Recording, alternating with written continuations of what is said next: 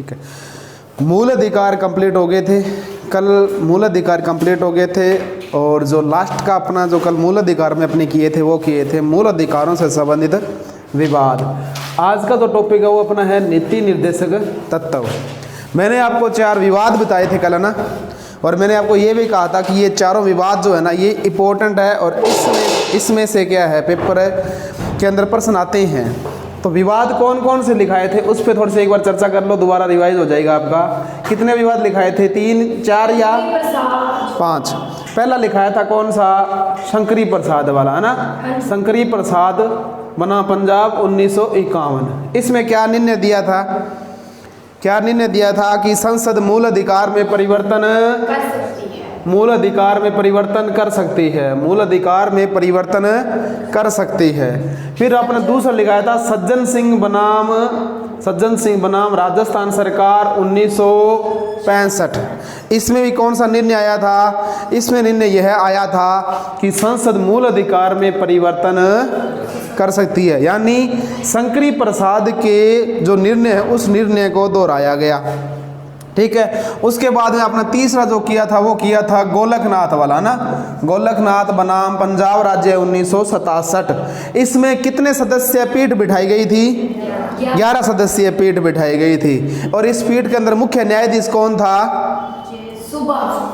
कौन था भी, जे सुब्बा राव। बाद में इन्होंने क्या है राष्ट्रपति का चुनाव लड़ा था।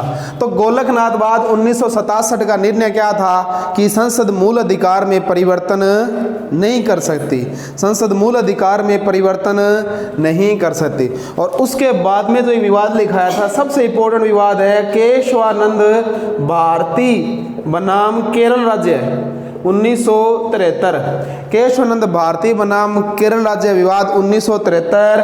कितने सदस्य थे, 13 सदस्य, यानी संवैधानिक पीठ कितने सदस्य बैठी थी, 13 सदस्य। और इसका जो मुख्य न्यायाधीश था कौन था, सिकरी, है ना, सर्वमित्र सिकरी, यही था ना, सर्वमित्र सिकरी। उसका पूरा नाम क्या है, SM सिकरी, यानी सर्वमित्र सिकरी।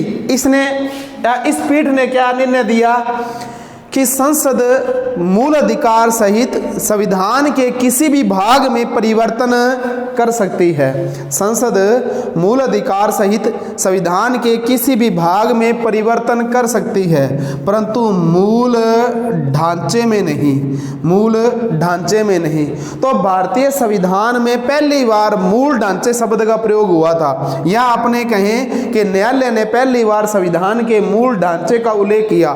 तो वो किस विवाद में किया था, केशवानंद भारती बनाम केरल राज्य।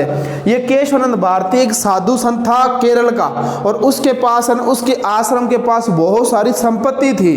तो उस संपत्ति से संबंधित केरल और उस संत के बीच केरल सरकार जो है, केरल राज्य जो है, उस राज्य के मध्य और इस संत के मध्य विवाद हुआ था। और इस विवाद को फिर सुप्रीम कोर्ट में लाया गया। सर्वाधिक न्यायाधीश या सबसे बड़ी संवैधानिक पीठ बैठी थी जिसमें 13 न्यायाधीश थे, और न्यायाधीश जिसका मुख्य न्यायाधीश था सिकरी। बाद में इसमें निर्णय क्या दिया कि संसद मूल अधिकार में परिवर्तन कर सकती है, साथ में संविधान के किसी भी भाग में परिवर्तन कर सकती है, लेकिन संविधान के मूल ढांचे में परिवर्तन नहीं होती। और अगर आपको ने मूल ढांचा और याद रहे ना रहे, आपको और कोई चीज़ याद रहे ना रहे मूल ढांचे का, लेकिन प्रस्तावना मूल ढांचा है, ये ध्यान रखना भी। और बहुत सारी इसमें चीज़ें अपने चर्चा कर लेंगे, लेकिन अगर और चीज़ें आपको याद नहीं रहती है तो एक चीज़ याद जरूर रखना कि आप प्रस्तावना जो है वो संविधान की मूल ढांचा है। और उसके बाद लास्ट आपने विवाद कौन सा किया था, मिंद्रमा मिल्स वाला ना, मिंद्रमा मिल्स बनाम 1980। इसका निर्णय क्या था कि जो केशवानंद भारती का जो निर्णय है उसको दोहरा दिया गया था ना। तो मैंने कल आपको ये बताया था कि 1970 से लेकर और 1980 या बड़ा रूप में अपने कहें 84, ये जो काल है ना भारतीय राजनीति का, इसका ना ये बहुत ही उथल पुथल काल है और बहुत कुछ परिवर्तन हुआ इस काल के अंदर। इस काल में देखो 70 के अंदर 1973 का ये केशवानंद भारती बना, 1971 में अपने बांग्लादेश निर्माण भारत पाकिस्तान युद्ध हुआ, उसके बाद 1973 वाला ये केशवानंद भारती बनाम आ गया। फिर 1974 75 76 के अंदर आपातकाल लगा, 75 76 के बाद आपातकाल लगा, उसके बाद सरकार परिवर्तन हुई। 1976 में इंदिरा गांधी सरकार ने 42वां संविधान संशोधन किया, भारतीय संविधान की रूपरेखा रूपरेखा ही बदल दी। जिसे 42वें संविधान संशोधन में संविधान को लघु संविधान भी कहा गया कि उसमें बहुत सारे परिवर्तन हुए। फिर सत्ता परिवर्तन आई, मोरारजी देसाई सरकार आई, उसने क्या 44वां संविधान संशोधन किया। तो 42वें संविधान संशोधन में जो निर्णय लिए उनमें से कई निर्णयों को 44वें संविधान संशोधन में बदल दिया गया। और उसके बाद 1980 में फिर इंदिरा गांधी बनी और 1984 के अंदर आप सबको पता है ब्लू स्टार वाला वो घटना हुई, बाद में इंदिरा गांधी की मृत्यु हुई। तो भारतीय राजनीति में 1970 से लेकर 84 का जो समय है ना वो बहुत ही महत्वपूर्ण समय माना जाता है। ये अपने कल चर्चा कर चुके थे मूल अधिकार के अंदर। आज हमारा जो टॉपिक है वो है नीति निर्देशक तत्व। नीति निर्देशक तत्व कि नीति निर्देशक तत्व है क्या, क्यों इसको शामिल किया गया और किस लिए इसको शामिल किया गया और क्या कारण था और कौन से इसको भाग में रखा गया और किस देश के संविधान से लिया गया है, किस देश के संविधान से लिया गया है। तो अपने जब शुरू में विदेशी स्रोत कर रहे थे, शुरू में जब अपन विदेशी स्रोत कर रहे थे तब अपन ने इसको लिखा था नीति निर्देशक को कौन से देश से लिया गया है, ये आयरलैंड से। कौन से देश से लिया गया है, ये आयरलैंड से। और आयरलैंड से ना कब लिया गया, 1937 के आसपास। आयरलैंड 1935 में ना इसने कहाँ से ग्रहण किया था, आयरलैंड ने स्पेन से ग्रहण किया था। कहाँ से ग्रहण किया, स्पेन ने। अब आता है कि भारतीय संविधान में इसको कहाँ शामिल किया जाए, भारतीय संविधान में इसको कहाँ शामिल किया जाए।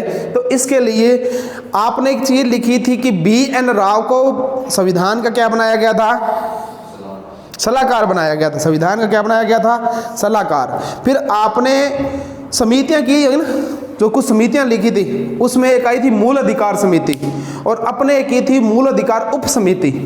तो जो मूल अधिकार उप समिति थी जिसका अध्यक्ष JB कृपलानी था, तो उस JB कृपलानी को नीति निर्देशक से संबंधित चीजें सौंपी गई थी। अब नीति निर्देशक होता क्या है, नीति निर्देशक है राज्य के दायित्व होते हैं ये। जैसे मूल अधिकार जो है, मूल अधिकार है ना भाई, ये मूल अधिकार किसके हैं, भारत के नागरिकों को, भारत के नागरिकों को है। इस मूल अधिकार में कुछ चीजें ऐसी है जो रह गई, जिनको शामिल नहीं किया गया था, उनको बाद में किस में शामिल कर लिया, नीति निर्देश तत्व के अंदर।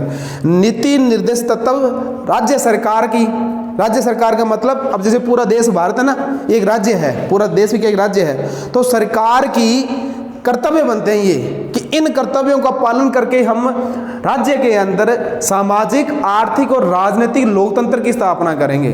सामाजिक, आर्थिक और राजनीतिक लोकतंत्र की स्थापना करेंगे।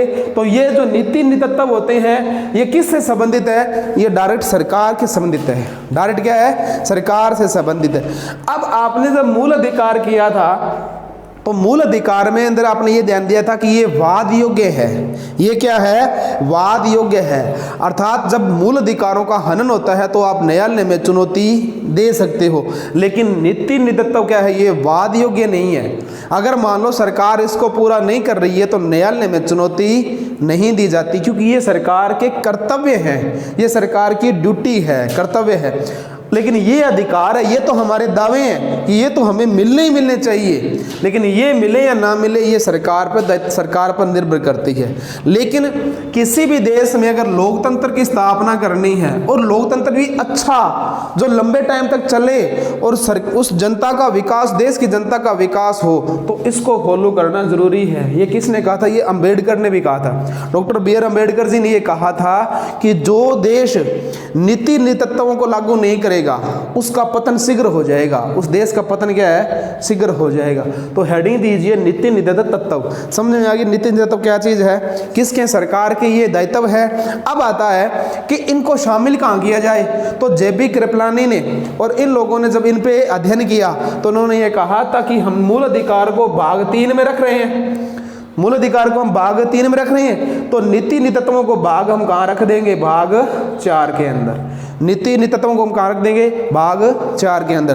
फिर आगे जब आया ना 1976 के अंदर 42वां संविधान संशोधन हुआ था और स्वर्ण सिंह समिति बनी थी कि मूल कर्तव्य जोड़ने हैं। देखिए ये मूल अधिकार हो गए, ये नीति निर्देशक हो गए, यहाँ सरकार के दायित्व हो गए, यहाँ नागरिक अधिकार हो गए। तो सरकार को ये लगा कि जनता की भी तो ड्यूटी होनी चाहिए, जनता के भी तो कर्तव्य होने चाहिए। तो उनको शामिल करने के लिए फिर 1976 के अंदर 42वां संविधान संशोधन किया, और उस 42वें संविधान संशोधन के तहत भारतीय संविधान में इसको शामिल किया गया। लेकिन फिर बात वही आई कि उनको शामिल कहाँ किया जाए संविधान के अंदर, तो 42वां संविधान संशोधन हुआ और उनको शामिल कर लिया भाग 4 क। तो अब देखिए, मूल अधिकार, नीति नेतृत्व और मूल कर्तव्य ये नज़दीकी हो गए। आप जैसे मूल अधिकार पढ़ोगे ना, तो इसके साथ जुड़े हुए क्या है, नीति नेतृत्व है, और इसी के साथ जुड़े हुए क्या है, मूल कर्तव्य है। अब देखना, पहले आपने मूल अधिकार कर लिए, जब आपको ये पता चल जाए कि ये तो हमारे दावे हैं, जब अपने सारे इनको पढ़ लेंगे ना 36 से 51 तक, तब आपको ये भी समझ में आ जाए कि हाँ भाई, कुछ मूल अधिकार में रह गई चीज़ें हम उसको यहाँ शामिल कर लिया, और इनसे संबंधित मूल कर्तव्य हो जाएंगे। ये अगर सरकार के दायित्व है तो ये देश की जनता के दायित्व बनते हैं। तब इनको क्या, तीनों को क्या रखा है, नज़दीक रखा गया है। तीनों को क्या रखा गया है, नज़दीक रखा गया, ठीक है, संविधान के अंदर। और ये तीनों ही भाग जो है इंपॉर्टेंट है। कल अपने चर्चा की थी ना कौन कौन सा भाग इंपॉर्टेंट है, तो मैंने कहा था ना 3 तो आपको याद करना ही है, चौथा भी करना है, और चौथा क्या है, और उसके 5 और 6 तक ये तो अपने को भाग करने होंगे। तो ये तीनों भाग इंपॉर्टेंट है, भाग 3, भाग 4 और भाग 4 क्या है। तो नीति नेतृत्व का उल्लेख कहाँ होगा, भाग 4 के अंदर। तो लिखो, इसके अंदर लिखो, पहले लिखो उल्लेख, नीति नेतृत्व हेडिंग देख के उसमें लिखना उल्लेख, उल्लेख कि उल्लेख इसका कहाँ है। तो इसमें लिखो संविधान के भाग 4, संविधान के भाग 4, संविधान के भाग 4, संविधान के भाग 4 अनुच्छेद, अरे यार वो फिर रह गया रे, आज 36 से 51 याद नहीं रहा, 36 से 51, अनुच्छेद 36 से 51, 36 से 51 भाग कौन सा है, भाग 4। ये याद रखना है। कई बार क्या है, सिंपल सा प्रश्न आएगा। सिंपल सा प्रश्न कैसे आ जाएगा, ये शब्द दे दिया जाएगा नीति नेतृत्व का उल्लेख किया गया है, तो भाग 4 अनुच्छेद 36 से 51, ठीक है। एक ऑप्शन में ये आ जाएगा भाग 4 का अनुच्छेद 51 का। एक प्रश्न क्या आ जाएगा, ये आ जाएगा भाग 3 12 से 35। इस प्रकार से ये प्रश्न दे सकता है, ठीक है। या मान लो, या क्या करेगा, अनुच्छेदों में हेर फेर कर देगा, भाग तो 4 रख लेगा, अनुच्छेदों में हेर फेर कर देगा। 36 से 51 की जगह 32 से 51 कर देगा, 32 से 50 कर सकता है, 32 से 55 कर सकता है, ऐसे करके वो हेर फेर कर सकता है। तो अपने को ये भी याद रखने कि 36 से शुरू होते हैं और 51 तक चलते हैं। अब आता है इसका उद्देश्य, नंबर 2 पॉइंट लिखना, पहला पॉइंट नंबर 2 पॉइंट लिखो, उद्देश्य का। इसका उद्देश्य क्या है, तो इसका उद्देश्य लिख लो, लोक कल्याणकारी, लोक कल्याणकारी, लोक कल्याणकारी राज्य की स्थापना करना, लोक कल्याणकारी, कल्याणकारी राज्य की स्थापना करना, लोक कल्याणकारी राज्य की स्थापना करना, व सामाजिक आर्थिक, सामाजिक आर्थिक व राजनीतिक लोकतंत्र की स्थापना, सामाजिक आर्थिक व राजनीतिक लोकतंत्र की स्थापना, लोकतंत्र की स्थापना, लोकतंत्र की स्थापना, लिख लिया। और उसके बाद में विशेषता क्या है इसकी, 3 नंबर पॉइंट लिखना, विशेषता, विशेषता, विशेषता। तो विशेषता इसमें क्या आ जाएगी, यह वाद योग्य नहीं है, वाद योग्य नहीं है। और प्रकृति किसकी है, इसकी सकारात्मक है, प्रकृति क्या है इसकी, सकारात्मक है। वाद योग्य नहीं है और प्रकृति कैसी, सकारात्मक है, अर्थात वाद योग्य नहीं है। अगर मान लो कोई राज्य है या कोई देश इन नीति नेतृत्वों में से किसी को लागू नहीं करता है तो न्यायालय में चुनौती नहीं दी जा सकती। सकारात्मक का मतलब है कि ये किससे जुड़े हुए, सरकार से जुड़े हुए हैं। किससे जुड़े हुए, सरकार से, ठीक है। सकारात्मक है, इतना लिखना आपने, किससे जुड़े हुए, सरकार से जुड़े हुए। नकारात्मक होता तो वो जनता से जुड़ी हुई चीज़ होती है, जैसे मूल अधिकार नकारात्मक है प्रवृत्ति, क्योंकि ये जनता से जुड़ी हुई है, सरकार से नहीं जुड़ी हुई, जनता के द्वारा जुड़ी हुई चीज़ें हैं ये, ठीक है। उसके बाद अगला पॉइंट लिखना है अपने को, अगला पॉइंट लिखो, संवैधानिक सलाहकार B.N. राव, संवैधानिक सलाहकार B.N. राव BN राव। मैंने उस दिन अपने चर्चा की थी ना कि ये जो BN राव जो है ना, ये बहुत ही प्रभावशाली व्यक्तित्व था संविधान सभा के अंदर, परंतु ये संविधान सभा का सदस्य नहीं था। आपने चर्चा की थी ना उस दिन, ये संविधान सभा का सदस्य नहीं था, लेकिन संवैधानिक सलाहकार था। अंबेडकर जी ने कहा था ना इनके बारे में कि जितना संविधान के लिखने में, संविधान निर्माण में मेरा योगदान है, उतना योगदान भी किसका है? BN राव का है। क्योंकि अगर BN राव नहीं होते तो हमें समय समय पर सलाह नहीं देते। तो नीति तत्वों की जब बात आई तो BN राव जी से पूछा गया कि आप बताइए, तब उन्होंने कहा कि इसके 2 प्रकार से हम इसको शामिल करेंगे। पहला तो इसको हम क्या रखेंगे? वाद योग्य नहीं रखेंगे। अगर ये वाद योग्य हो जाएंगे तो हर नीति तत्व को न्यायालय में चुनौती मिल सकती है। जैसे एक ना चल रहा है अपने, ये राज्य का कर्तव्य बनता है कि वह ना समान कार्य के लिए समान वेतन है, आगे आएगा अपने अनुच्छेद करेंगे उसमें, ठीक है, 39 के अंदर आता है ये। तो समान कार्य के लिए समान वेतन है, लेकिन प्राइवेट सेक्टर में तो नहीं है, प्राइवेट सेक्टर में तो नहीं है। तो क्या कभी प्राइवेट सेक्टर वाले इसको न्यायालय में लेके गए हैं क्या कि नहीं भी हमें तो समान कार्य, महिलाओं को समान वेतन नहीं मिला? नहीं लेके जाएगी, क्योंकि ये कर्तव्य है। अगर ये अधिकार बन गया, मान लो समान कार्य समान वेतन, तो आप इसको न्यायालय में लेके जा सकते हो।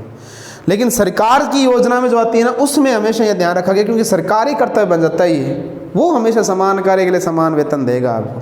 तो अगर आप टीचर लग जाओ, पटवारी लग, कुछ भी लगो, महिला है पुरुष है, समान वेतन मिलता है, तो सरकार के कर्तव्य बनता है। तो इसलिए उसने कहा है एक तो अपने क्या नहीं रखेंगे, इसको वाद योग्य नहीं रखते, ठीक है, एक तो वाद योग्य नहीं रखते, और दूसरा इसमें क्या है, ये मूल अधिकार से क्या होंगे? अलग होंगे। मूल अधिकार से क्या होंगे? ये अलग होंगे। तो फिर उन्होंने कहा संविधान में इसको शामिल करो, तो कहाँ शामिल करेंगे? तो फिर करना क्या है? फिर क्या है, उन्होंने आयरलैंड के देश के संविधान का अध्ययन किया और बाद में बताया कि इन चीज़ों को इसमें शामिल की जाएगी। तो लिख लो BN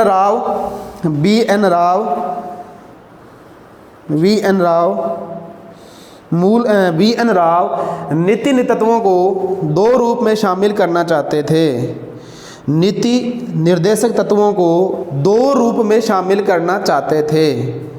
एक तो यह कि यह वाद योग्य नहीं होनी चाहिए, एक तो यह वाद योग्य नहीं होना चाहिए। 2 रूप में सम्मिलित करना चाहते थे। एक तो यह कि यह वाद योग्य नहीं है, और दूसरा ये मूल अधिकारों से अलग होंगे, मूल अधिकारों से अलग होंगे।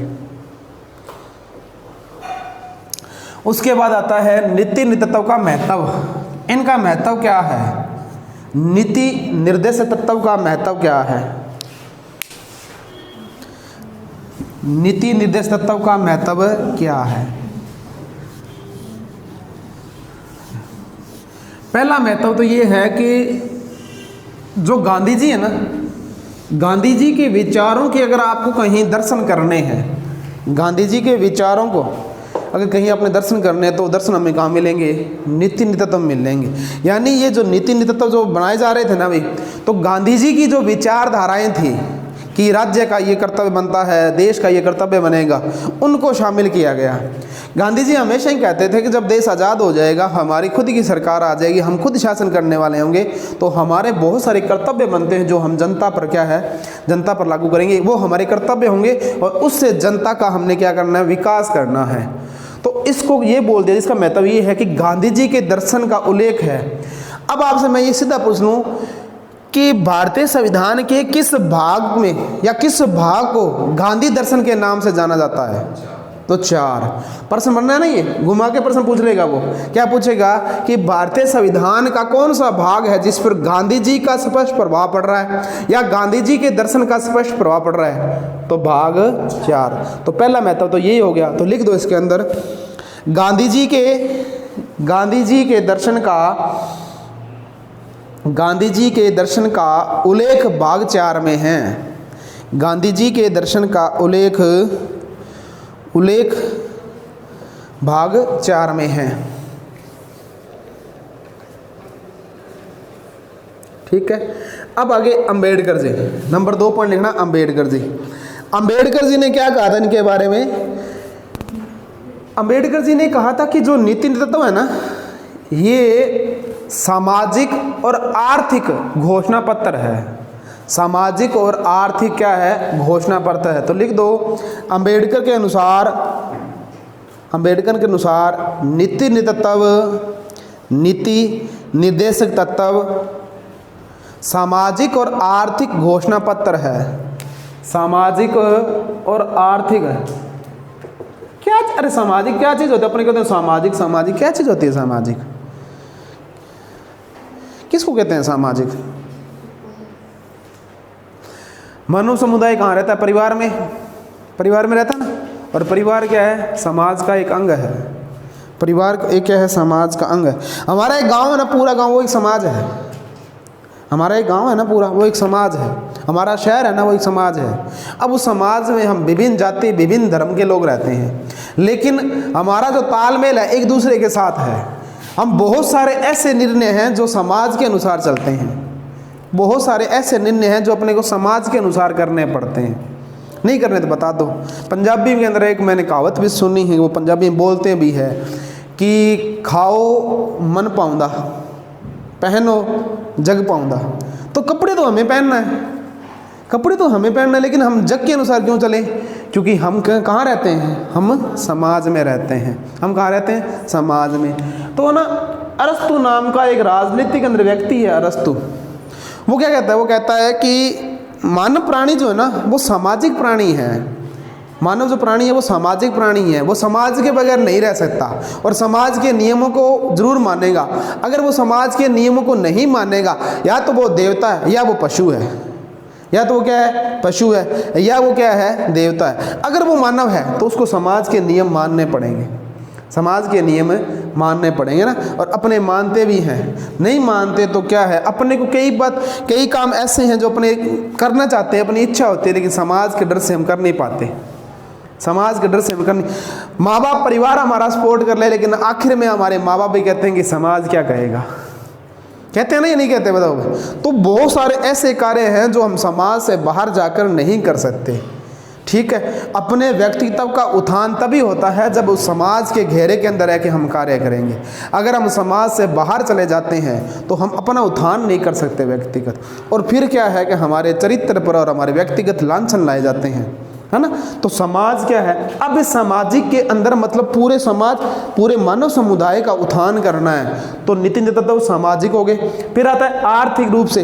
हर व्यक्ति को समान रूप से अधिकार दिया जाएगा अपनी आर्थिक स्थिति सुधारने के लिए। तो जैसे समान कार्य के लिए समान वेतन, तो आर्थिक सुधार है या नहीं है? महिला और पुरुष दोनों को क्या मिलेगा? समान वेतन मिलेगा। तो वो आर्थिक रूप से क्या हो जाएंगे? मजबूत। फिर आगे अपने करेंगे 42 के अंदर करेंगे कार्य या काम पाने का अधिकार होगा आपको। मान ले कि सरकार क्या है? समय समय पर अपने पास, सरकार के पास जितनी सुविधाएं हैं, जितनी सुविधाएं उसके अनुसार आपको काम दिए जाएंगे। तो ये जो नरेगा वगैरह चली, जो नरेगा चली ना, ये नरेगा क्या है? ये सरकार का कर्तव्य है। एक नरेगा सरकार का कर्तव्य था एक, कि लोगों को क्या देना है? काम देना है। लोगों को क्या देना है? काम। तो उसने किस में? 42 में। और फिर देखना उसमें पुरुष और महिला काम कर रहे हैं, लेकिन समान वेतन है। ये नहीं है कि महिला कम मिल रहा है, पुरुष को ज़्यादा। महिलाओं को थोड़े महिला स्थिति होने का कुछ छूट मिलती है, कुछ छूट मिल जाती है। अब एक छूट मिलती है महिलाओं के, अगर महिला को सरकारी कर्मचारी है या प्राइवेट सेक्टर में है तो उसको है ना वो प्रस्तुति काल के अंदर छुट्टियाँ मिलती है ना। प्रस्तुति काल के अंदर जब वो उसकी शादी हो जाती है, हर फिर बच्चा होने वाला है, तो उसमें टाइम उसको क्या है? सुविधाएं दी जाती है, छुट्टियां दी जाती है और वेतन नहीं काटा जाता। पहले तो ये 180 दिन का था, लेकिन अब उसमें समय बढ़ा दिया। तो ये किस में आ जाएगा? ये आर्थिक रूप में आ जाएगा। ये किस में आ जाएगा? आर्थिक। तो सामाजिक और आर्थिक लोकतंत्र की स्थापना करना, सामाजिक और आर्थिक लोकतंत्र की स्थापना करना, समाज में सामाजिक और आर्थिक उत्थान करना, ये सरकार के क्या बनते हैं? दायित्व बनते हैं। तो अंबेडकर जी ने क्या कहा था कि ये सामाजिक और आर्थिक क्या है? घोषणा पत्र है। सामाजिक और आर्थिक क्या? ये घोषणा पत्र है। चलो आगे लिखो, इसमें अंबेडकर लिख लिया क्या? सामाजिक और आर्थिक घोषणा पत्र है। एक आपने नाम लिखा था ग्रेनविल ऑस्टिन, ग्रेनविल ऑस्टिन नाम लिखा था ना ये? हाँ जी, सामाजिक घोषणा पत्र। अम्बेडकर ने क्या कहा था? सामाजिक घोषणा पत्र। लेकिन ये ग्रेनविल ऑस्टिन तो ये कहता है कि जो नीति तत्व है ना, ये भारतीय संविधान की क्या है? भारतीय संविधान की क्या है? आत्मा है। भारतीय संविधान की क्या है? ये आत्मा। किसने कहा? ये ग्रेनविल ऑस्टिन ने कहा। अब आइए बात, प्रस्तावना भारतीय संविधान की आत्मा, ये किसने कहा था? जवाहरलाल नेहरू ने कहा था कि प्रस्तावना जो है वो भारतीय संविधान की क्या है? आत्मा है।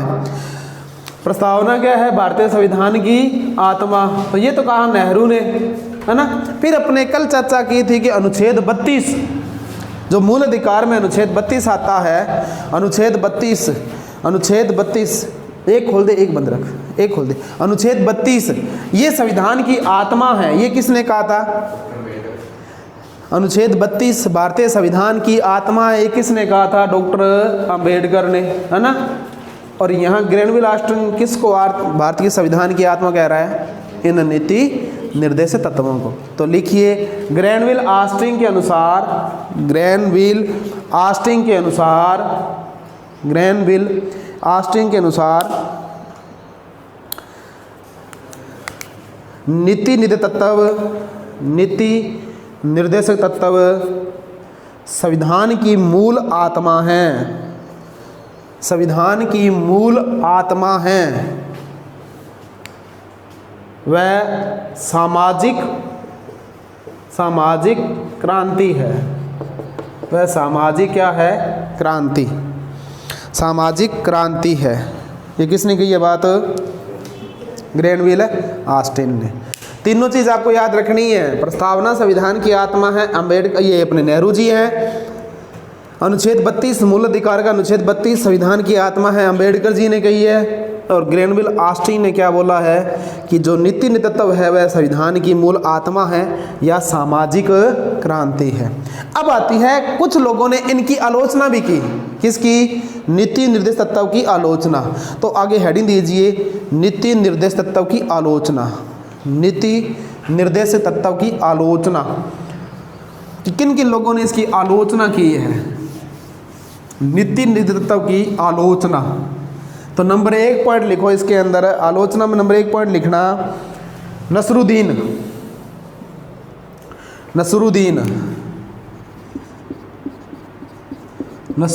इसने क्या कहा? इसने कहा कि ना ये नव वर्ष के वादों की तरह है, नए साल पर जो वादे किए जाते हैं ना उसकी तरह है ये। सरकार जब बनती है, नई बनती है, या चुनाव के समय कितनी घोषणा करती, कितने वादे करते हैं ना, तो ऐसे वादे बताएंगे। जैसे नया साल आता है, 31 दिसंबर होता है ना, मान लो 31 दिसंबर है, 1 जनवरी को नया साल लग रहा है। और कुछ लोग ना 31 दिसंबर को ये बात कहते हैं कि कल से नया साल शुरू होगा, है ना, कल से नया साल शुरू होगा। और मैं सुबह 5 बजे उठ के क्या करूँगा? घूमने जाऊँगा, कसरत करूँगा या दौड़ करने जाऊँगा। और कल से मैं, पक्की बात है कि आने वाले शाम के अंदर मैं मेरे शरीर को क्या कर लूँगा? हष्ट-पुष्ट कर लूँगा या बढ़िया कर लूँगा। ये वादा कर रहा है वो। कब? 31 दिसंबर की रात को रज़ाई में बैठकर, है ना, कर रहा है। अब आ गई 1 जनवरी, सुबह 5 बजे उठा तो क्या है? ठंड। अब वादा नहीं पूरा हो रहा। क्यों? क्योंकि रात को रज़ाई के अंदर तब तो वो सोया नहीं था, है ना। जब तक हम चारपाई पर जाते नहीं है ना, सोते नहीं है, तब तक हमसे कोई वादा करवा लो। और सर्दियों की अगर रात है और एक बार हम रज़ाई में बढ़ गए और रज़ाई गर्म हो गई, फिर वादे बुदे हमारे फेल हो जाते, हमसे तो नहीं उठा जाता सुबह, है ना। तो इसमें क्या है कि नए साल की तरह क्या ये वादे हैं। तो लिखो, नसरुद्दीन के अनुसार ये नव वर्ष के वादों की तरह हैं, नव वर्ष के वादों की तरह हैं जो जनवरी में ही टूट जाते हैं, जो जनवरी में ही टूट जाते हैं। हम बहुत सारे वादे करते हैं कि आने वाला नया साल में हम ये करेंगे वो करेंगे, और 1 महीना जैसे निकलता है जनवरी, सारे वादे क्या हो जाते हैं? हमारे टूट जाते हैं, है ना। इसलिए नसरुद्दीन ने भी नीति तत्वों का आलोचना में क्या कहा है कि ये नव वर्ष के वादे हैं जो जनवरी में ही टूट जाते हैं, यानी इसके अकॉर्डिंग ये पूरे नहीं होते हैं, इसके अकॉर्डिंग। दूसरे आलोचना में लिखो, केसी विहर,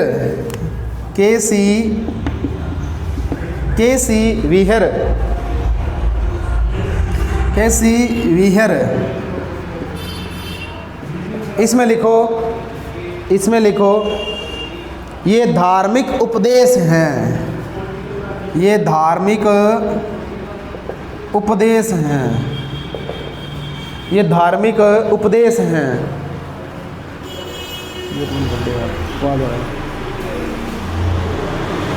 ये धार्मिक उपदेश हैं।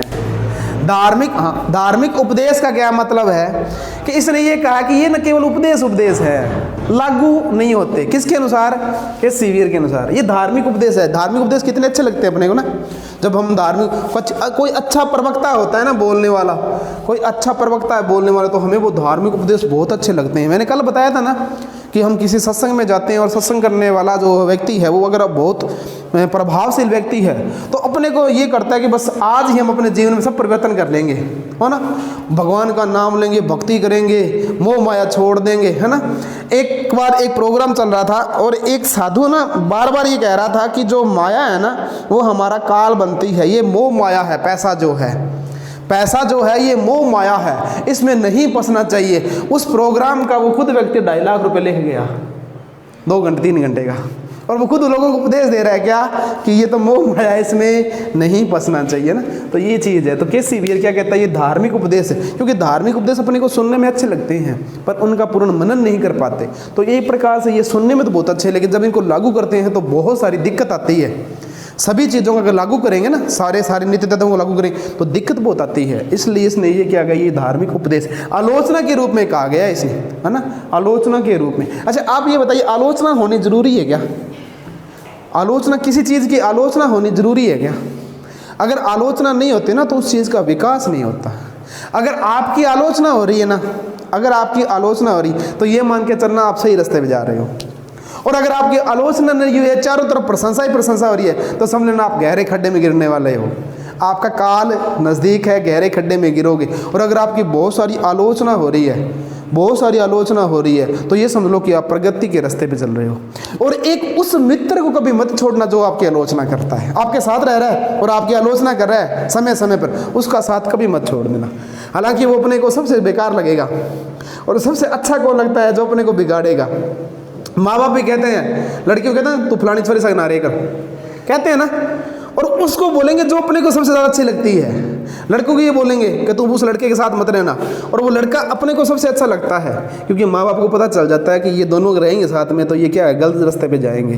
तो अगर आपकी आलोचना हो रही है तो आपका रास्ता सही है, और यदि अगर आपकी आलोचना नहीं हो रही है तो इसका मतलब आप है गलत रास्ते पे जा रहे हो। इसका मतलब आप क्या है, गलत रास्ते पे जा रहे हो। तो आलोचना बहुत ज़रूरी है। इसलिए इन लोगों ने देखो आलोचना की ना, तो समय समय इनमें क्या हुआ, सुधार भी हुआ है। समय समय इनमें क्या हुआ है, सुधार हुआ है। तो पॉइंट हो गया। तीसरा पॉइंट इसमें लिखो, इसमें अगरबत्ती का पता नहीं मैडम जी, आज मैंने लगाई है, ठीक है। तो इसमें तीसरा पॉइंट लिखना के संथानम, के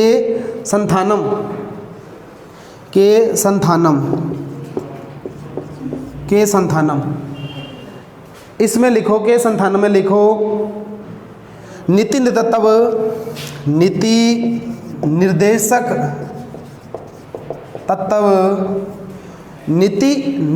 तत्व, विधायिका, कार्यपालिका और न्यायपालिका, कार्यपालिका और न्यायपालिका, विधायिका, कार्यपालिका और न्यायपालिका के मध्य टकराव को भी जन्म देती है। विधायिका, कार्यपालिका और न्यायपालिका के मध्य टकराव को भी जन्म देती है। आलोचना के रूप में के संथानम ने ये बात कही है कि नीति निर्देश तत्व जो है वो विधायिका, कार्यपालिका और न्यायपालिका के मध्य क्या है, टकराव पैदा करती है। जैसे विधायिका का मतलब क्या होता है, विधायक कानून बनाना। कार्यपालिका का मतलब होता है उसका बनाए गए कानून को लागू करना। और न्यायपालिका का मतलब है कि अगर जो विधायक कानून बनाए गए हैं और जो लागू होने में अगर कोई चीज़ गलत पा जाती है तो उस पर उसको रोक लगाना। तो इनमें से कई बार क्या है कि कानून बना दिए जाते हैं और कानून को लागू भी कर दिए जाते हैं, लेकिन फिर न्यायालय में शरण ली जाती है। जैसे एक मुद्दा आगे आएगा, 44वां अनुच्छेद करेंगे, अनुच्छेद नंबर 44, उसमें है समान नागरिक संहिता। समान नागरिक संहिता, इस समान नागरिक संहिता के अंदर क्या है कि ना अपने देश के अंदर सभी नागरिक एक समान हैं तो जो मुस्लिम महिलाएं जो हैं, उन मुस्लिम महिलाओं के जो 3 तलाक का जो सिस्टम था ना भाई, वो इसमें आता है। तो सरकार ने, कार्यपालिका और विधायिका ने कानून बनाया, लेकिन उसको न्यायालय में फिर चुनौती दी गई। वो तो न्यायालय ने बाद में उस पर पूरी जांच की और 2017 के अंदर ये निर्णय दे दिया गया कि जो 3 तलाक है वो अवैध माना जाएगा। और बाद में महिला जो है, मुस्लिम महिलाएं, उनको सुधार के रूप में उनको ये एक प्रकार से सुरक्षा दी गई। तो ये तो यहाँ मानता, तो इसमें टकराव हुआ ना विधायिका, कार्यपालिका और न्यायपालिका में। तो ये क्या कह रहा है कि विधायिका, कार्यपालिका और न्यायपालिका क्या क्या मध्य टकराव होता है। ये इसकी आलोचना है। तो अपने क्या इसका महत्व कर लिया, आलोचना कर ली। और अब आगे जो है लिखो, आगे हेडिंग दीजिए, आगे हेडिंग दीजिए नीति निर्देश तत्व, नीति निर्देश तत्व। आगे हेडिंग दीजिए नीति निर्देश तत्व अनुच्छेद के रूप में, नीति निर्देश तत्व अनुच्छेद के रूप में, नीति निर्देशक तत्व अनुच्छेद के रूप में। अब इसके अंदर जो अपने चर्चा कर रहे थे कि अनुच्छेद 36 से लेकर अनुच्छेद 51, वो इसमें आ जाएंगे। तो पहला लिखे अनुच्छेद 36, अनुच्छेद 36, ये 36 से लेकर 51 तक है ना, सारी चीज़ें आपको याद करनी है। आलोचना चाहिए आप याद मत करना, महत्व तो आपके याद हो जाएगा, जो इसका महत्व है ना वो याद हो जाएगा। महत्व क्या था, एक महत्व अपने को जरूर याद रखना है कि इसमें गांधी जी के दर्शन का दर्शन दिखाई देते हैं ना, गांधी जी के दर्शन इसमें दिखाई देते हैं, ये आपके याद हो जाएगा। आलोचना अगर आप याद नहीं कर सकते, नीक मत करना चाहिए। आलोचना अगर आप याद नहीं कर सकते हो तो मत करना। लेकिन ये जो अनुच्छेद आएंगे, अनुच्छेद 36 से लेकर अनुच्छेद 51 तक, और कौन से अनुच्छेद में क्या चीज़ है ये अपने को याद करनी है। कौन से अनुच्छेद में क्या चीज़ है ये अपने को याद करनी है। तो अनुच्छेद 36 नंबर 1 में लिखो, 36 में लिखो राज्य की परिभाषा, राज्य की परिभाषा, परिभाषा, राज्य की परिभाषा। अनुच्छेद 36 राज्य की परिभाषा। राज्य की परिभाषा इससे पहले अपने एक जगह और करके आए हो। कहाँ पे करके आए हो भाई? राज्य की परिभाषा इससे पहले अपने एक जगह और की है। कहाँ पे की है? अनुच्छेद 12, अनुच्छेद 12 देखना, अनुच्छेद 12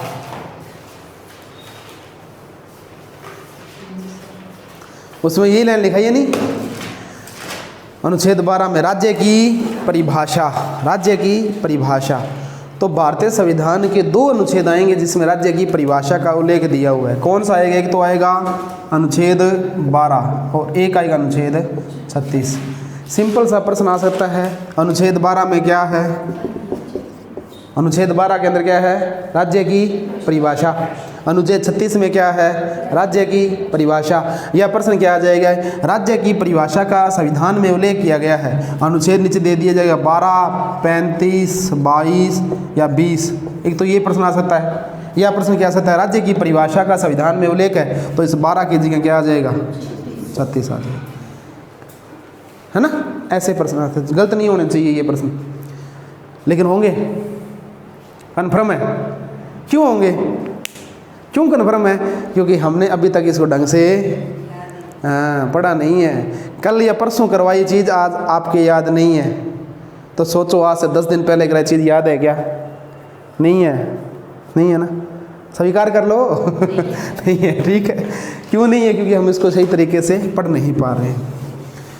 चलो साथ साथ पढ़ते रहोगे तो याद हो जाएंगी ये चीज़ें, साथ साथ नहीं पढ़ोगे तो नहीं होगा।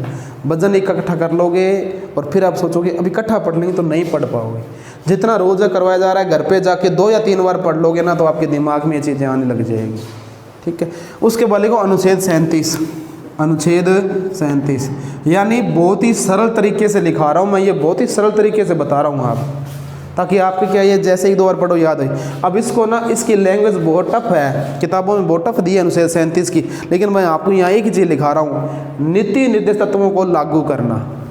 अनुच्छेद 37 क्या है? नीति निर्देश तत्वों को लागू करना राज्य के संसाधनों के अनुसार, राज्य में जो संसाधन है उसके अनुसार। लिखो अनुच्छेद 37, लिखो अनुच्छेद 37, इसमें लिखो नीति निर्देश तत्वों को, नीति निर्देश तत्वों को लागू करना, नीति निर्देश तत्वों को लागू करना अब यहाँ मैं अगर आपको ये बोलूँ 37 अनुच्छेद 37 के अंदर इस भाग में दिए गए अंतर्निष्ठ भाग को लागू करना, तो समझ में आएगा क्या बोला गया?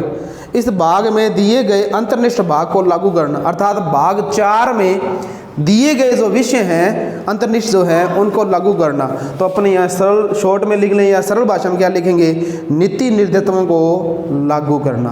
कौन से अनुच्छेद के अंदर है? ये अनुच्छेद 37 के अंदर है। कौन से अनुच्छेद के अंदर है? ये अनुच्छेद 37 के अंदर है। फिर अनुच्छेद 38, अनुच्छेद 38, अनुच्छेद 38 इसमें लिखो राज्य है लोक कल्याण, राज्य है लोक कल्याण की अभिवृद्धि, लोक कल्याण की अभिवृद्धि। अभिवृद्धि का मतलब क्या होता है? बढ़ोतरी, वृद्धि करना, अभिवृद्धि। राज्य है लोक कल्याण की अभिवृद्धि के लिए, अभिवृद्धि के लिए सामाजिक व्यवस्था बनाएगा, सामाजिक व्यवस्था बनाएगा, सामाजिक व्यवस्था बनाएगा। इससे पहले अपने ये बात कर चुके हैं ना कि इनका उद्देश्य क्या है? सामाजिक आर्थिक उत्थान करना। तो ये लाइन दोबारा लिखने की आवश्यकता नहीं है। अगला पॉइंट ये बन रहा है इसके अंदर कि अनुच्छेद 38 के तहत लोक कल्याण की बढ़ोतरी तब होती है जब उस राज्य की सामाजिक और आर्थिक प्रगति होती है। तो ये तो अपन इस पर खूब चर्चा कर चुके हैं। तो अनुच्छेद 38 में आपने क्या लिखना है? राज्य। अब इस राज्य का मतलब क्या है? इस राज्य का मतलब समझ में आ रहा है क्या आपको? कि बार बार राज्य शब्द आएगा। मैंने शुरू में आपको एक बात बताई कि राजनीतिक विज्ञान में ये शब्द कहीं नहीं आएगा, देश, ये शब्द कहीं नहीं आता है ना। अपने क्या बोलते हैं? राज्य। तो भारत एक राज्य है क्या? भारत एक राज्य है क्या? भारत एक राज्य है क्या? भारत क्या एक राज्य है? भारत क्या एक राज्य है? अपने कहते हैं ना भारत जो है वो राज्यों का संघ है, राज्यों का संघ है। लेकिन राज्यों की जगह अपने एक चीज और बोली थी, वह क्या? इकाइयों का संघ है। क्या बोला था? इकाइयों। अब इसको इकाई बोल दिया और भारत को यहाँ क्या बोल दिया फिर? राज्य। तो राजनीति के अंदर देश शब्द कहीं नहीं आएगा, देश शब्द कहीं नहीं आएगा। अपने बोलते हैं भारत एक गणराज्य है, बोलते हैं ना भारत एक क्या है? प्रस्तावना में अपने लिखा है भारत एक गणराज्य है। ऐसे बोला क्या? भारत देश गणराज्य है। राज्य फिर भी आ रहा है उसके पीछे, देश लगा लो फिर भी गणराज्य आएगा। इसका मतलब क्या है? राजनीति के अंदर राज्य शब्द बार बार प्रयोग होता है, देश शब्द कभी प्रयोग नहीं होता। क्योंकि राजनीति के अंदर राज्य उसे बोला गया है जिसके पास स्वयं की भूमि हो, स्वयं की सरकार हो, स्वयं की जनता हो। ये तीन उसके मुख्य होते हैं। ठीक है, तो ये तो देश के अंदर है ना। अमेरिका एक राज्य है, तो अमेरिका भी कैसा राज्य है? गणराज्य है। अपने चर्चा की प्रस्तावना में खूब इस पे। अमेरिका भी क्या एक गणराज्य है, अमेरिका को गणराज्य बोलते हैं। और गणराज्य का मतलब क्या है? गणराज्य का मतलब क्या है? क्या है गणराज्य का मतलब? बताओ। गणराज्य किसे कहा गया है? जिस देश का राष्ट्र अध्यक्ष या जिस राज्य का राष्ट्र अध्यक्ष निर्वाचित होता हो जनता द्वारा, जनता द्वारा क्या हो? निर्वाचित हो। जिस राष्ट्र का राष्ट्र अध्यक्ष या जिस राज्य का, या अपनी भाषा में जिस देश का राष्ट्र अध्यक्ष जनता द्वारा निर्वाचित होता है उसे गणराज्य बोला जाता है ना। तो भारत का राष्ट्रपति जो है वो राष्ट्र का अध्यक्ष है, वो जनता द्वारा निर्वाचित होता है ना अप्रत्यक्ष रूप से। जनता एमपी को चुनती है, जनता एमएलए को चुनती है, एमएलए और एमपी दोनों मिलकर देश के राष्ट्रपति को चुनते हैं। तो अप्रत्यक्ष रूप से चुन रही है, अप्रत्यक्ष रूप से चुन रही, तो वो गणराज्य है। तो राज्य शब्द है ना, ये ध्यान रखना, ये राज्यों के लिए भी होता है और ये देश के लिए भी होता है। अब देखिए केंद्र सरकार है ना, ये नीति तत्व जो है, कई लोग आपसे ये कहेंगे, कई लोग क्या है केवल इस पे रुक जाते हैं कि ये केवल राज्यों की है, तो ये राज्यों के नहीं है, राज्य के कर्तव्य है। इसका मतलब एक देश है ना, उसका भी कर्तव्य है और उसके अंदर जो विभिन्न राज्य सरकार है उनका भी कर्तव्य बनता है। तो भारत जो है ना, भारत के केंद्र सरकार है, उसका भी कर्तव्य बनता है नीति तत्व। अच्छा, नरेगा है, ये किसने स्टार्ट की है?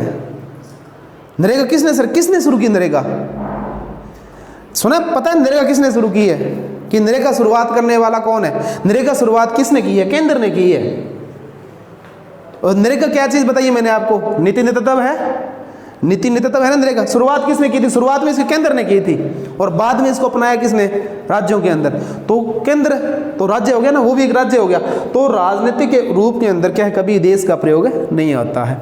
तो नीति नेतृत्व है ना, एक देश की, एक राज्य की सरकार के कर्तव्य होते हैं। तो देश राजनीतिक रूप में प्रयोग नहीं होता, अपने ध्यान रखना है, ठीक है। अगर आपसे कोई ये कहते हैं भारत एक राज्य है, तो उसको हाँ कह लेना, हाँ भारत एक राज्य है, भारत एक राज्य है। फिर उसको बताना कि प्रस्तावनाओं के अंदर लिखा है भारत एक गणराज्य है। तो गणराज्य का मतलब, राज्य का मतलब क्या होता है? जिसके पास स्वयं की भूमि हो, जिसके पास स्वयं का क्षेत्र हो, भूमि हो, जनसंख्या हो, सरकार हो, ये तत्व जिसके पास है वो राज्य कहलाता है। वो क्या है? राज्य कहलाता है। आपने ना ब्रिटेन की थी, ब्रिटेन एक संस्था है, ब्रिटेन एक संस्था है, उसमें 3 देश हैं। कौन कौन से हैं? इंग्लैंड, वेल्स और स्कॉटलैंड। अब मैं आपसे ये पूछ लूँ, स्कॉटलैंड और वेल्स राज्य है क्या? स्कॉटलैंड और वेल्स राज्य है क्या? नहीं है, क्योंकि उनके पास स्वयं की सरकार नहीं है, उनके पास स्वयं की सरकार नहीं है। वो किसकी सरकार है? उनकी वहाँ इंग्लैंड की जो सरकार होती है वही उन देशों में सरकार कार्य कर रही है। तो वो एक संस्था, उन्होंने एक संस्था बना ली, कौन सी? ब्रिटेन, ठीक है। तो ये चीज़ है। 36, 37, 38 तक हो गए। अनुच्छेद 39, अनुच्छेद 39 इसमें लिखना नंबर 1 अनुच्छेद 39A लिख लो ऐसे, 39A इसमें लिखो, 39A में लिखो, पुरुष और स्त्री सभी नागरिकों को, पुरुष और स्त्री, पुरुष और स्त्री, पुरुष और स्त्री सभी नागरिकों को समान रूप से, सभी नागरिकों को समान रूप से आजीविका चलाने के पर्याप्त संसाधन मिले, आजीविका चलाने के पर्याप्त संसाधन मिले। आजीविका मतलब अपना जीवन चलाने के लिए संसाधन मिले, आजीविका चलाने के लिए अपने संसाधन मिले। इसी में एक पॉइंट और लिख देना। वैसे तो ये बहुत है, ABCD ये कई आ जाएंगे, लेकिन अपने को ना 2 याद करने, एक तो 39A याद करना है और एक 39D याद करना है, ठीक है। एक 39A और एक 39D। इसमें लिख लो, समान कार्य के लिए, समान कार्य के लिए समान वेतन, समान कार्य के लिए समान वेतन, समान कार्य के लिए समान वेतन। अर्थात पुरुष व स्त्री दोनों जब समान कार्य कर रही है तो उसको वेतन क्या मिलना चाहिए? समान मिलना चाहिए। सरकारी सेक्टर में तो है ये सिस्टम, है ना, सरकारी सिस्टम है ना, जो सरकारी सिस्टम जो है, सरकारी सार्वजनिक सिस्टम जो है उसमें तो है, यानी सरकारी नौकरियों में तो ये चीज़ है। वहाँ महिला और पुरुष लिंग के आधार पर वेतन में भेदभाव नहीं है, ठीक है। अगर मान लो अगर गवर्नमेंट टीचर है, अगर गवर्नमेंट टीचर लगा हुआ, अगर पुरुष 40,000 रुपये ले रहा है तो महिला की सैलरी भी 40,000 होगी, यानी सबको समान मिलता है वहाँ। तो महिला और पुरुष को ये नहीं है कि महिला को कम मिलेगा पुरुष को ज़्यादा मिलेगा। लेकिन प्राइवेट सेक्टर जो है, निजी क्षेत्र जो है, उसमें समान कार्य के लिए समान वेतन नहीं है। वहाँ पर महिलाओं का क्या है? महिलाओं को वेतन कम मिलता है, जबकि महिलाएं काम ज़्यादा कर सकती है। मजदूर वर्ग में आपने कभी देखा होगा कि मजदूर वर्ग में जो है ना भाई, महिलाएं ज़्यादा काम करती है पुरुषों से। अभी ये सीजन चल रहा है खेत में अपने ना, इसमें देखना आप, इसमें महिलाएं ज़्यादा काम कर रही है पुरुषों, लेकिन उनको क्या है? मजदूरी कम दे रहा है। फिर वही बात आ गई ना, मैं फिर चर्चा करूँ 1951 की, अम्बेडकर जी, है ना। आप लोग जितने महिलाएं हैं, है ना, जितनी स्त्री जाति है उस व्यक्ति की पूजा करें ना, उतनी कम है। किसकी? अम्बेडकर की। क्योंकि ये व्यक्ति हिंदू कोड बिल में आवाज़ उठाई थी, तब जाके महिलाओं को बराबरी का अधिकार मिला है काम करने का।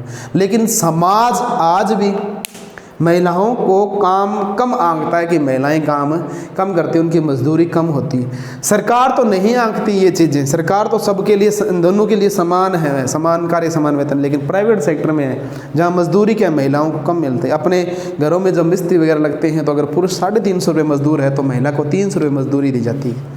और ये कह दिया जाता है कि महिला काम कम करती है। महिला पुरुष के बराबर काम कर सकती है, पुरुष से ज़्यादा काम कर सकती है महिला। महिला में इतनी, मैंने इतने पहले अपने साथ चर्चा की थी कि महिला को भगवान ने इतनी ताकत दी है, विशिष्ट योग्यता होती है महिला के अंदर, पुरुष से विशिष्ट योग्यता होती है। वो क्या है? अपनी मातृत्व शक्ति के साथ साथ ना शारीरिक शक्ति का भी प्रयोग करती है, ठीक है। पुरुष में मातृशक्ति कम होती है ना, मातृशक्ति कम होती है पुरुष के अंदर। खैर यहाँ अपने किसी जाति किसी लिंग के आधार पर भेदभाव नहीं करेंगे, ठीक है। तो कोई मुद्दा ना बन जाए कि हम किसके पक्ष में है, महिलाओं के पक्ष में ज़्यादा है और पुरुषों के पक्ष में कम है। लेकिन है ना कई जगह पुरुषों के साथ बुरा भी होता है, विचारों के साथ कई जगह पुरुषों के साथ क्या होता है, बुरा होता है। कैसे बुरा होता है? अब ये ना सरकार की योजना चल रही है ना कि बेटी बचाओ बेटी पढ़ाओ, तो उसमें ना कोचिंग सेंटर वाले ना ये जितने कोचिंग सेंटर ये सभी से लिखे महिलाओं के लिए स्पेशल सीट है। क्यों भी पुरुष के माड़ो कर गया था हैं, उनके लिए भी कभी लिख दो कि पुरुषों के लिए स्पेशल सीट है ना, तो उनके लिए लिख दो।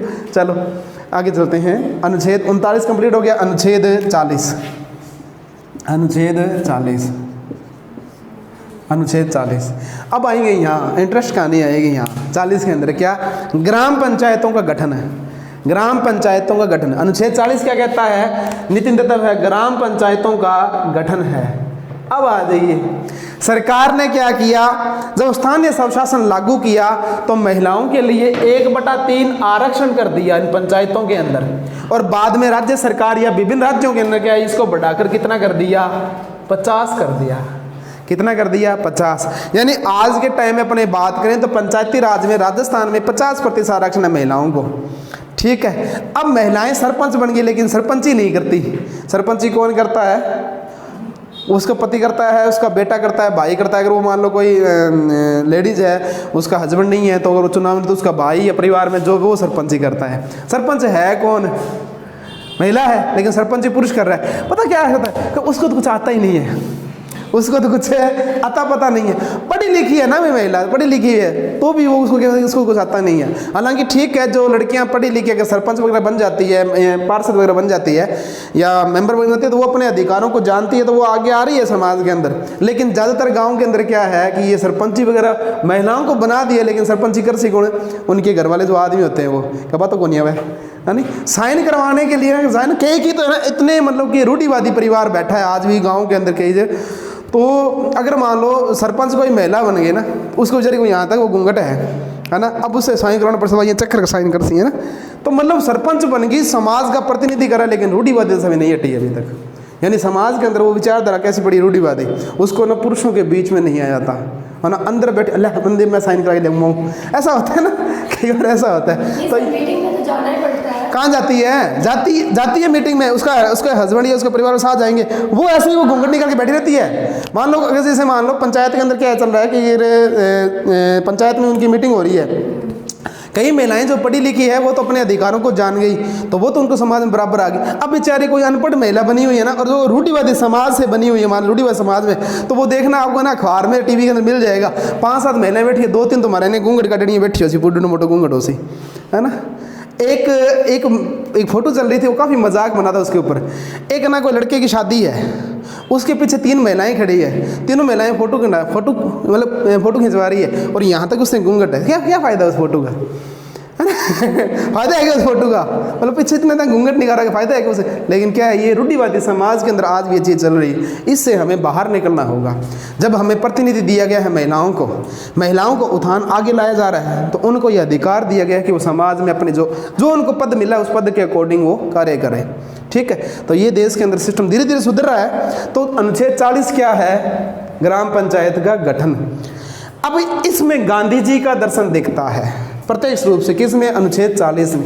गांधी जी ने क्या कहा था? गांधी जी ने ये कहा था कि जब देश आज़ाद हो जाए और हमारी स्वयं की सरकार बन जाए, तो सरकार कहाँ तक पहुँचनी चाहिए? दूर खड़े गांव ढाणियों तक सरकार पहुँचनी चाहिए। तो दूर गांव ढाणी तक भी सरकार पहुँचे, तो इसका मतलब क्या है? स्थानीय स्तर पर शासन लाओ, और स्थानीय स्वशासन पर लाया गया ग्राम पंचायत, पंचायत समिति। अब देखिए गाँव के अंदर है ना, सरपंची का जब चुनाव होता है ना, तो MLA MP से बड़ा चुनाव हो जाता है, वो हो जाता है ना। कितने लोग उसमें महत्वपूर्ण होते हैं, क्योंकि उनको राजनीति में सक्रिय भागीदारी लानी होती थी। ये अपने देश में कब आई? जब गांधी जी की विचार, गांधी जी ने ये कहा था कि जब हमारे आज़ाद हो जाएंगे, हमारी सरकार बनेगी, तो हम गांव की सरकार ही बनाएंगे। और उसने एक नाम दिया था गांधी जी ने, स्वराज। नाम क्या दिया था? स्वराज। तो इसका मतलब है प्रशासन गांव के प्रत्येक नागरिक के पास पहुंचे, प्रत्येक व्यक्ति के पास पहुंचे। ये अनुच्छेद कौन सा था? अनुच्छेद 40 है, अनुच्छेद 40। और आज के लिए लास्ट लिख लो, फिर अपने कल करेंगे। अनुच्छेद 41, अनुच्छेद 41, अनुच्छेद 41। इसमें लिखो राज्य के संसाधन के अनुसार, राज्य में संसाधन के अनुसार शिक्षा व काम पाने का अधिकार, ऐसे लिख लेना, शिक्षा व काम देने या काम पाने का अधिकार, काम पाने का अधिकार। अब देखिए अनुच्छेद 41 के अंदर है ना क्या चीज़ दी गई है। अनुच्छेद 41 ये कह रहा है कि राज्य के पास जैसे भी संसाधन हैं, जो भी उनके पास भौतिक सुविधा है, उनके अनुसार शिक्षा उपलब्ध करवानी है और उन्हीं के अनुसार लोगों को काम देना है। परंतु बेरोजगारी, बुढ़ापा और बीमारी और निःशक्तजन जो होते हैं उनको पेंशन उपलब्ध करवानी, उनको क्या करनी, पेंशन उपलब्ध करानी। तो राज्य सरकार ये आपने सुना होगा जो बेरोजगारी भत्ता देती है, और ये महिलाएं जो है उनको पेंशन मिलती है। जो महिला विधवा है, जो महिला का तलाक हो चुका है, विधवा है, बुजुर्ग है ना, इन महिलाओं को पेंशन मिलती है ना, बेरोजगारी भत्ता मिलता है। फिर देखिए अभी अपने राजस्थान में करंट उदाहरण है इसका। राजस्थान सरकार ने अभी चिरंजीवी बीमा योजना शुरू की है ना, वो 5 लाख और 10 लाख रुपए कर दिए कि अगर मान लो हॉस्पिटल में इलाज करवाने के जा रहा है, तो अगर ज़्यादा बड़ी बीमारी है और किसी के पास पैसा नहीं है, तो सरकार जो है, राज्य सरकार क्या करेगी, सहयोग करेगी। तो वो किस में आ रही है, राज्य सरकार ने किस अनुच्छेद का प्रयोग करके यह कार्य किया है, अनुच्छेद 41 का। यानी राजस्थान के अंदर ये चिरंजीवी बीमा योजना चली है ना, स्वास्थ्य संबंधित, इसका प्रयोग अनुच्छेद 41 में है, क्योंकि राज्य सरकार ये कह रही है कि हम बीमारी के अंदर सहयोग करेंगे, हम बेरोजगारी भत्ता देंगे, हम बुढ़ापा पेंशन देंगे, और हम जो निःशक्तजन होते हैं, निःशक्तजन वो लोग आते हैं जो या तो विकलांग होते हैं या जो महिला जिसका क्या हो चुका है, तलाक हो चुका है, उसको निःशक्तजन बोला जाता है, उसको भी हम क्या करेंगे, सहयोग करेंगे। तो इसमें अनुच्छेद 41 के अंदर आप लिखना है, इसमें लिखो बीमारी, बेरोजगारी, बुढ़ापा, बीमारी, बेरोजगारी, बीमारी, बेरोजगारी, बुढ़ापा, निःशक्तजन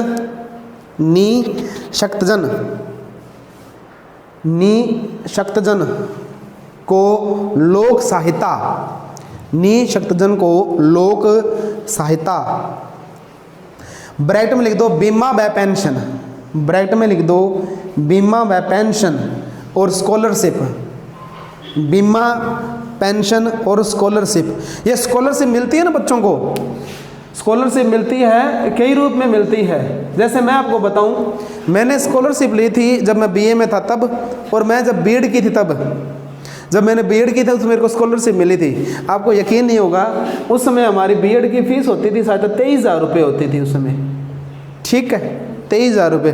उसमें से ना सरकार ने मेरे को 16,000 रुपये वापस दे दिए थे बेचारे, 16,000 रुपये क्या वापस दे दी।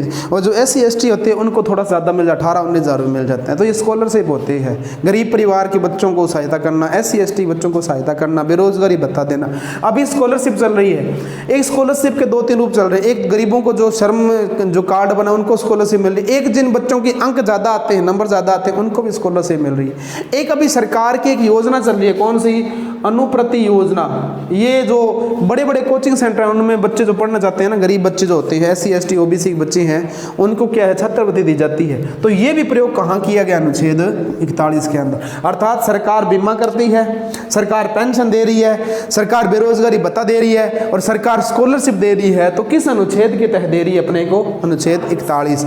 शिक्षा, काम पाने का अधिकार इसी में है, प्लस सरकार कुछ सुविधाएं देती है। बुढ़ापा, बीमारी, ये ध्यान रखना, ये जो मैंने लिखा है ना, बुढ़ापा, बीमारी, अब ये प्रश्न आ रहे हैं, अब इनमें से प्रश्न आ रहे हैं, बुढ़ापा, बीमारी, बेरोजगारी, ये जो आएंगे ये पूछा जाता है कि ये किस अनुच्छेद के अंदर आता है, प्रश्न किस अनुच्छेद के अंदर आता है। ऐसे प्रश्न आते हैं कि बुढ़ापा, बीमारी, बेरोजगारी, इसमें सरकार सहायता करती है, ऐसा उल्लेख भारतीय संविधान में कहाँ किया गया है, तो अनुच्छेद 41 नीति तत्व, अनुच्छेद 41 नीति निर्देशक तत्व। अरे आदित्य मंदिरी, अनुच्छेद 41 नीति निर्देशक तत्व। कल अपने चर्चा करेंगे।